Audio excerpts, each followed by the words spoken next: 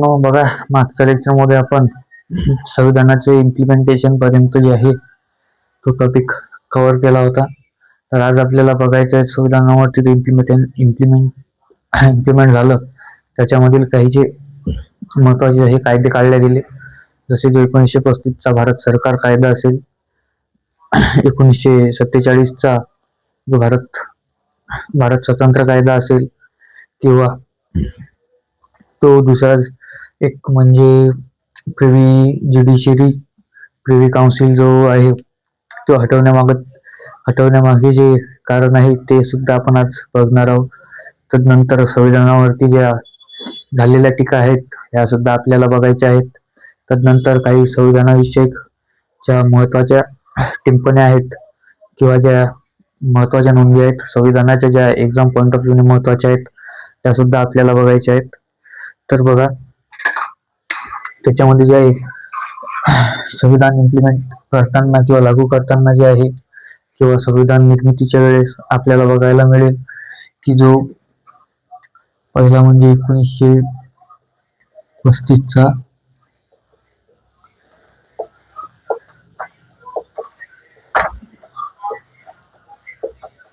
भारत सरकार कायदा, दुसरा 1947चा भारत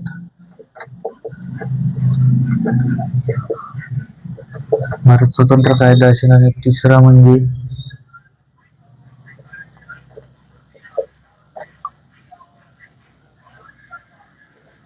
जी प्रिव्ही काउन्सिल आहे. जर बघायचं झालं तर जो 1935चा भारत सरकार कायदा आहे याच्यामधील काही गोष्टी ज्या आहेत त्या संविधानामध्ये घेतलेल्या आहेत. त्या आपल्याला जेव्हा आपले लेक्चर चालू होते, जेव्हा आपण संविधानाकडे पुढे वळू त्यावेळेस ते बघायचेच आहेत. 1937चा भारत स्वतंत्र कायदा आहे, याच्यामधील काही तरतुदी रद्द करण्यात आल्या. तर बघायचं असं तर प्रिव्ही काउन्सिल म्हणजे काय, तर बघा, हे प्रिव्ही काउन्सिल, जर प्रिव्ही काउन्सिल बद्दल सांगायचं झालं तर प्रिव्ही काउन्सिल एक ही अशी बॉडी होती. तर बघायचं झालं तर त्यावेळेस जेव्हा जी भारतीय न्याय व्यवस्था होती त्याच्यामध्ये प्रिव्ही काउन्सिल ही सर्वात वरती होती. जर बघायला झालं तर सध्या भारतामध्ये जे आहे आपलं जे सर्वोच्च न्यायालय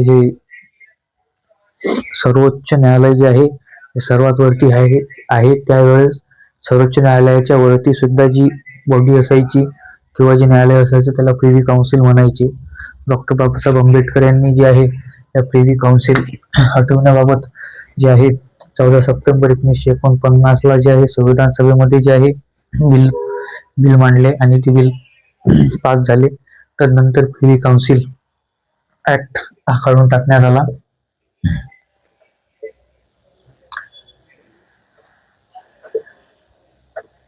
सप्टेंबर 1949 द्वारे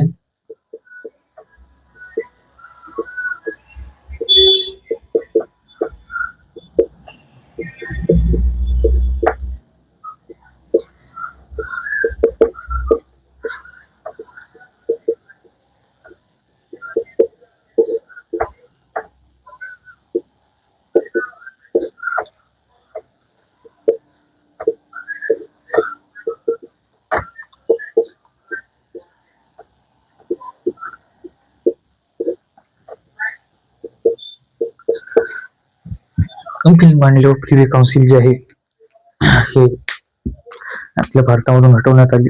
जर बघायचं झालं तर प्रिव्ही काउन्सिल हटल्यामुळे जे आपले सर्वोच्च न्यायालय आहे त्याच्याकडे सर्व जे आहेत ते हायेस्ट लॉ बॉडी बनली. म्हणजेच जे न्यायपालिकेमध्ये जे सर्वात उच्च जे बनलं ते आपलं सर्वोच्च न्यायालय बनलं. त्याची आणि जी आहे प्रिव्ही काउन्सिल होती, प्रिव्ही काउन्सिल रद्द करण्यात आली व याच्या प्रिव्ही काउन्सिलकडे जे सर्व अधिकार होते ते सर्वोच्च न्यायालयाकडे देण्यात आले. तदनंतर बघायचं झालं तर हे तिन्ही कायदे जे आहेत हे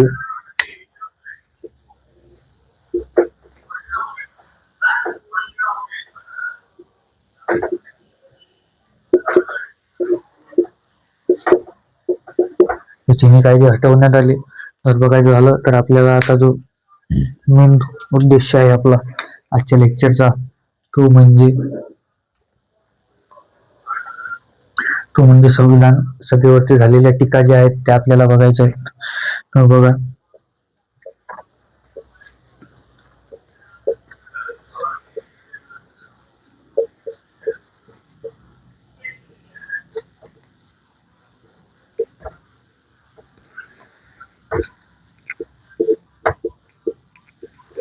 संविधान सभेवरती झालेल्या टीका.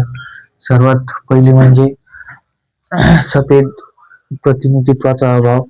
जर बघायचं झालं तर सभेत प्रतिनिधित्वाचा अभाव म्हणजे जर बघायचं झालं तर सरळ सरळ म्हणणं आहे की जे संविधान सभा आहे ही प्रौढ मताधिकाराने निवडून आलेली नाही. तर बघायचं झालं तर प्रौढ मताधिकार म्हणजे यांचं म्हणणं काय आहे, तर डायरेक्ट इलेक्शन संविधान सभेसाठी झालेले नाहीत किंवा भारतातील लोक आहेत त्यांनी हे संविधान सभेचे जे मेंबर आहेत हे निवडून दिलेले नाहीत.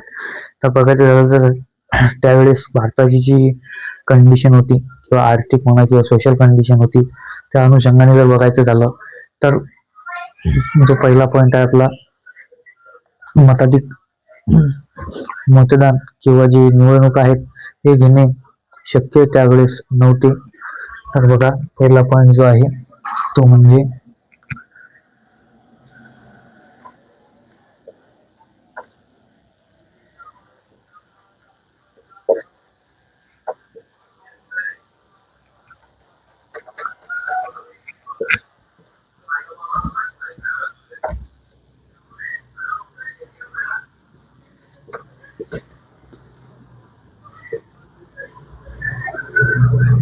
प्रतिनिधित्वाचा अभाव. त्यानंतर दुसरं जे इलिगेशन लागलं तर ते म्हणजे सार्वभौम संस्था नाही. जर बघायचं झालं तर ब्रिटिशांच्या कायद्यावरून ही बॉडी तयार झाली किंवा ब्रिटिशांच्या म्हणण्यावरून जी आहे ही संविधान सभा तयार झाली असे काहींचे म्हणणं होते. तर बघा,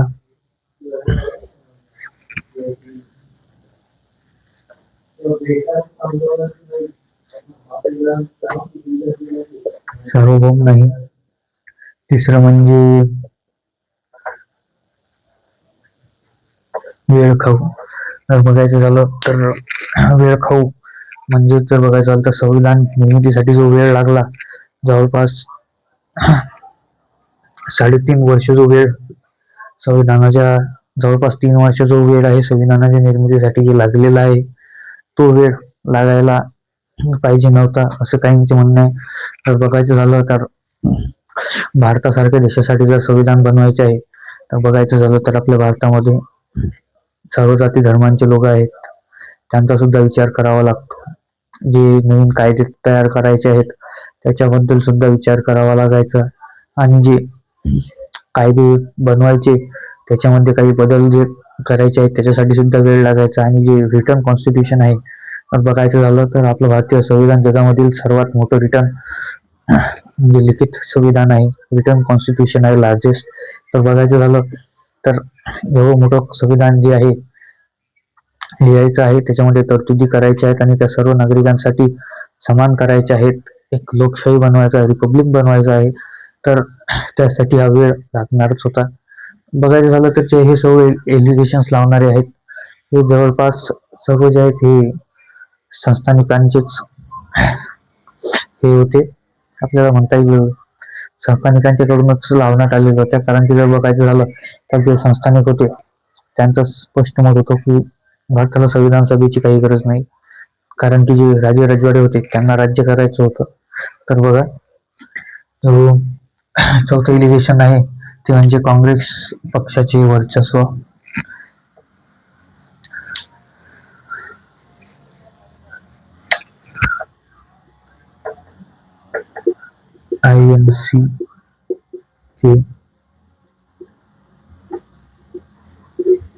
INC चे वर्चस्व जर बघायचं झालं तर INC चे वर्चस्व म्हणजे काय, तर बघा, जे काही संस्थानिक होते त्यांनी त्यांचे सदस्य पाठवले नाही संविधान सभेमध्ये. वरतून आणि जे मुस्लिम लीग होते, मुस्लिम लीगचे सदस्य सुद्धा सभेमध्ये आले नाही. तर बघायचं झालं तर जवळपास INC चे जेव्हा इलेक्शन झाले होते संविधान सभेसाठी, ते इलेक्शन म्हणजे अप्रत्यक्ष झालेले इलेक्शन, त्याच्यामध्ये जर बघायचं झालं तर यांचे जवळपास 208 सदस्य जे आहे इंडियन नॅशनल काँग्रेसचे होते. तर बघा, त्यामुळेच काहींचे म्हणणं आले की INCचे वर्चस्व हे संविधान सभेमध्ये जास्त आहे. तर नंतर जो आहे 5वं एलिगेशन जे लागलेलं होतं ते म्हणजे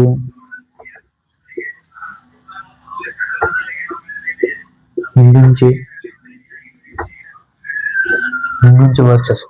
तर बघा, हा पॉईंट या पॉईंट मध्ये काहीच तथ्य नाही. हिंदूंचे वर्चस्व जर बघायचं झालं तर संविधानामध्ये सर्व धर्मांसाठी, सर्व जातींसाठी, सर्वांसाठी जे आहे सर्व तरतुदी जे आहे समान प्रमाणे व सर्वांना जे आहे समान ठेवण्याचा प्रयत्न करण्यात आला आणि ते ठेवले सुद्धा गेले. तर माझ्या मते तर हे जे 5वं एलिगेशन आहे याच्यामध्ये काहीच तथ्य नाही आहे, कारण की सर्व धर्म समभाव या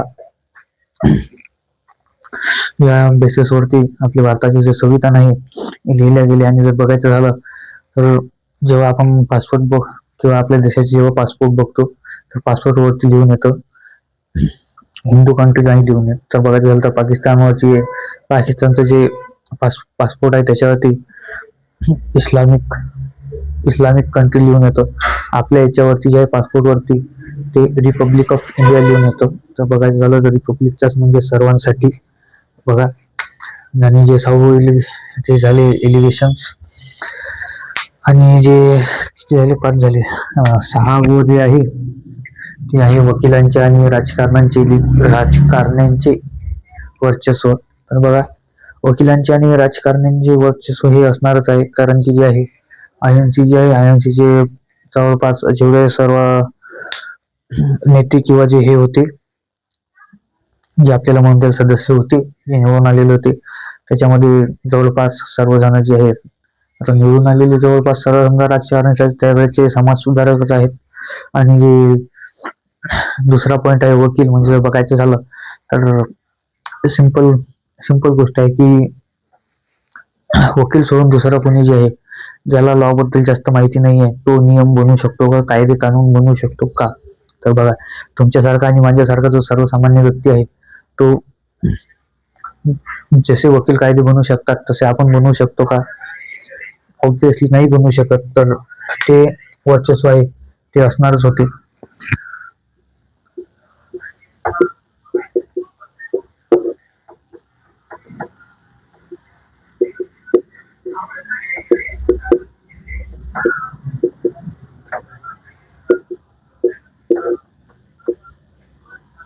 राजकारण्यांचे वर्चस्व. तर बघा, हे जे आहे संविधान सभेवरती जे आहे लागलेले एलिगेशन्स होते. तर बघायचं झालं तर जे पहिले एलिगेशन्स आहे संविधान सभेमध्ये प्रतिनिधित्वाचा अभाव. बघायचं झालं तर त्यावेळेस भारतामध्ये प्रत्यक्ष निवडणूक घेणे हे संभव नव्हते, सार्वभौम नाही. बघायचं झालं तर इंग्रजांच्या कायद्यावरून किंवा इंग्रजांच्या संधीवरून संविधान सभा तयार झाली. तिसरा म्हणजे वेळ खाऊ, संविधान तयार करण्यासाठी लागलेला वेळ. आणि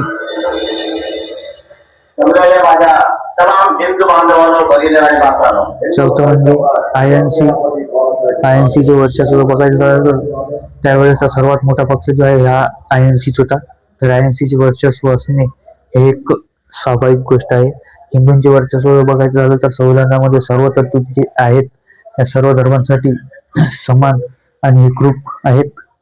आणि वकिलांचे आणि राजकारण्यांचे वर्चस्व तर बघायचं झालं तर जे सर्व सदस्य निवडून आलेले होते हे राजकारणीच होते आणि त्याच्यामध्ये मोस्ट ऑफ द वकीलच होते. त्यामुळे वकिलांचे आणि राजकारण्यांचे वर्चस्व हे संविधान सभेमध्ये असणे ही एक सामान्य बाब आहे. तर बघा, पुढचा जो पॉइंट आहे संविधानाबद्दलचे जे महत्वाच्या नोंदी आहेत किंवा ज्या महत्वाच्या टिप्पणी आहेत किंवा जे पॉइंट मध्ये येण्याजोगते पॉइंट आहेत वन लाईनर हे आपल्याला बघायचे आहेत. तर बघा, मला असं वाटतं तुम्हाला जो संविधान तयार करण्यासाठी लागलेला वेळ आहे आणि लागलेला खर्च आहे हा तुम्ही शोधून आणावा आणि कमेंट मध्ये मला सांगावा की संविधान निर्मितीसाठी लागलेला वेळ आणि जो संविधान निर्मितीसाठी लागलेला खर्च आहे हा तुम्ही कमेंट मध्ये सांगा. तर नंतर जो आपल्याला पॉइंट बघायचा आहे तो आहे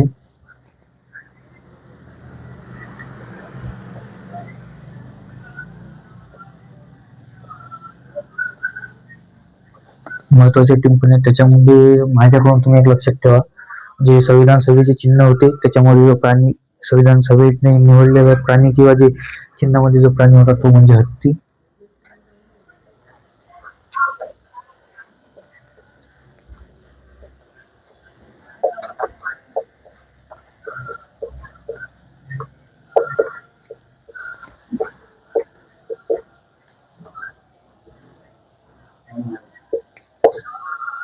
आणि हत्ती ॲज अ लोगो किंवा जे चिन्ह आहे आपल्याला त्याच्यामध्ये बघायला मिळेल. दुसरा जो पॉइंट आहे तो म्हणजे संविधान सभेचे जे संविधानिक सल्लागार आहेत त्यांचं नाव तुम्हाला लक्षात असणं आवश्यक आहे, ते म्हणजे BN राव.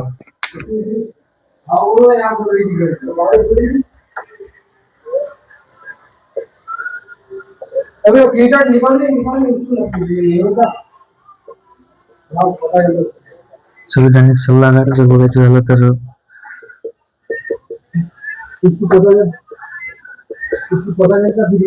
BN राव. जर बघायचं झालं तर संविधान सभेचे संवैधानिक सल्लागार जे आहेत ते BN राव होते. जर तिसरं पण जर बघायचं झालं तर HBR अय्यंगर हे संविधान सभेचे सचिव होते.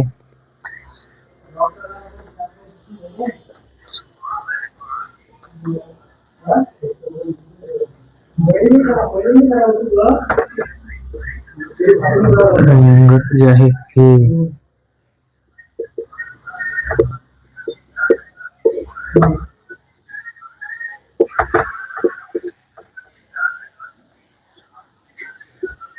संविधान सभेचे सचिव. हा पॉइंट सर्वांना माहितच आहे की संविधान कोणी लिहिले, प्रेम बिहारी नारायण रायजादा.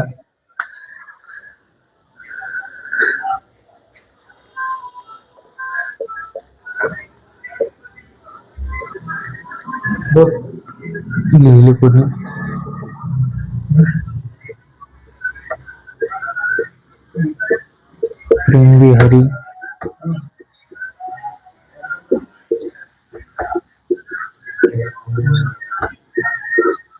प्रेम बिहारी नारायण रायजादा यांनी जे आहे संविधान आपले जे आहे हस्तलिखित लिहिलेले आहे.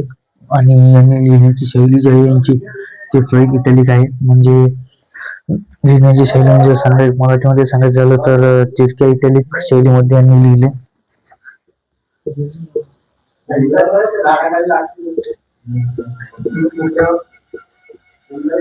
तिरक्या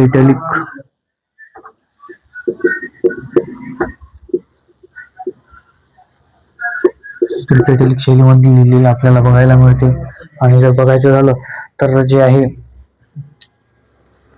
आपण जेव्हा बघतो आपलं जे संविधानाचे जे पेज आहे ते असं आहे. त्याच्यामध्ये जी डिझाईन आहे चारी बाजूने समजा एवढी, आणि याच्यामध्ये जे आपलं संविधान लिहिलेलं आहे इथले जे डिझाईन आहेत डिझाईन जे आहेत त्या डिझाईन जे कोणी केलेलं आहे त्यांचं नाव बघायचं आपल्याला.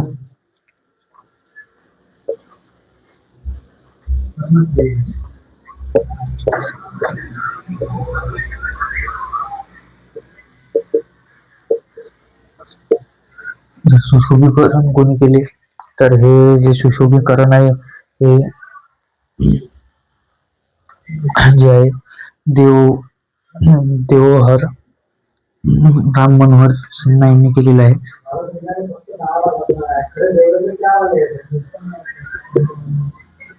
देवहर राम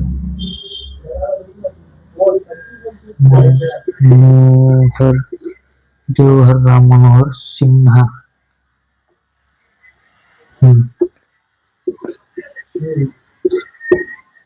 सिन्हा. तर बघायचं झालं तर 6वा पॉइंट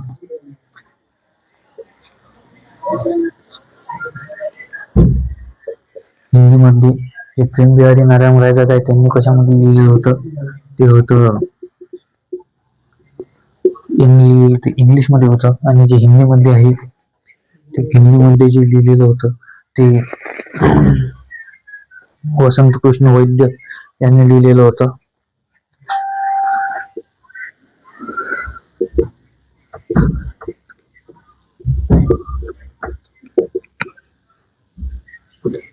वसंत कृष्ण वैद्य आणि हिंदीमध्ये जे सुशोभीकरण केलेलं होतं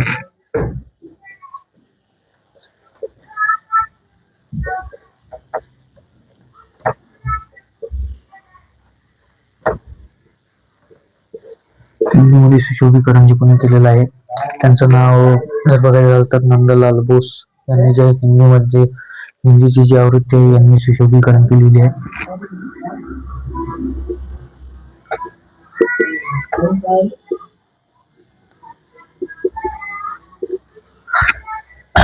बघायचं झालं तर हे तुमचे महत्वाचे पॉइंट आहेत, तुम्ही हे लक्षात असणे तुमचे आवश्यक आहे.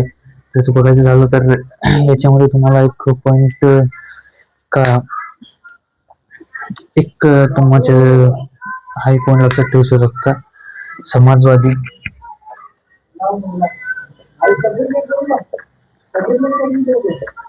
समाजवादी आणि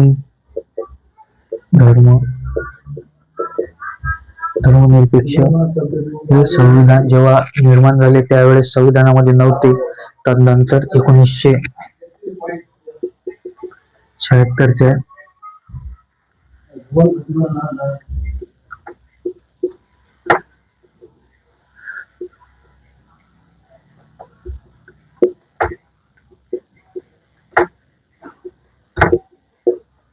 दुरुस्तीने